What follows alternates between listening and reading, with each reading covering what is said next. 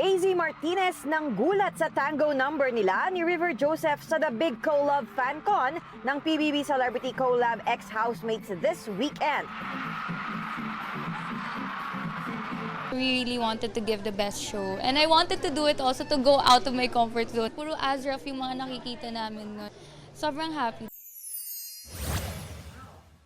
Starstruck Season 4 Ultimate Survivor Chris Bernal nagbabalik sa Sparkle GMA Artist Center family. Part of the family na rin si TJ Marquez at ang Sparkle Campus Cutie Grand Champion na si Mad Ramos.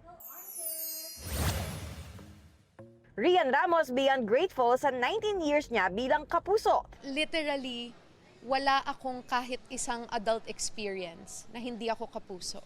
And this network has even seen me at my worst.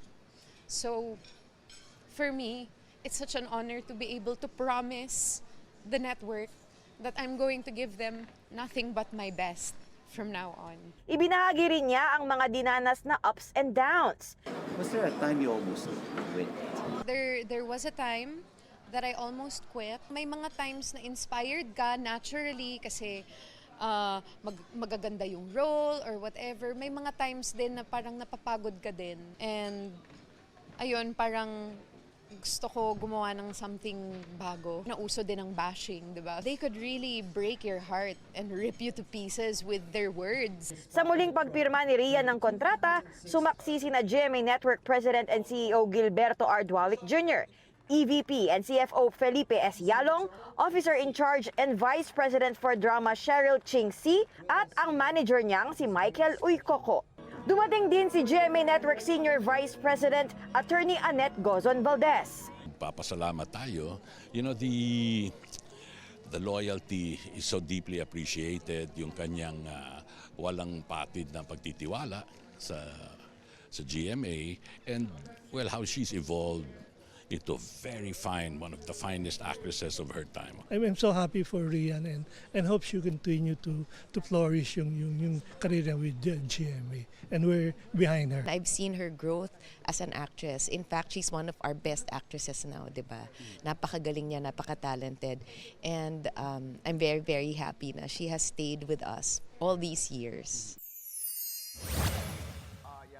Yasmin Curdy, naglabas ng saloobin sa nangyaring pambubuli sa kanyang anak na si Ayesha. Yung mental health niya, yun yung lagi kong naiisip. They were forcing her to change her personality. They ganged up on her. Yung sakit sa akin, mas doble. Nung naranasan namin yun, alam mo yung stress parang umaabot hanggang buto. Nagsampa na raw si Yasmin ng reklamo sa DepEd. Athena Imperial nagbabalita para sa GMA Integrated News. Basta Tito Boy.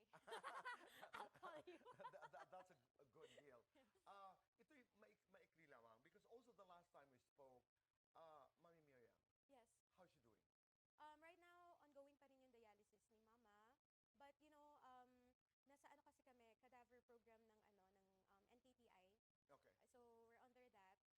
Parang pipila ka para makakuha ka ng... Huwag magpahuli sa mga balitang dapat niyong malaman. Mag-subscribe na sa GMA Integrated News sa YouTube.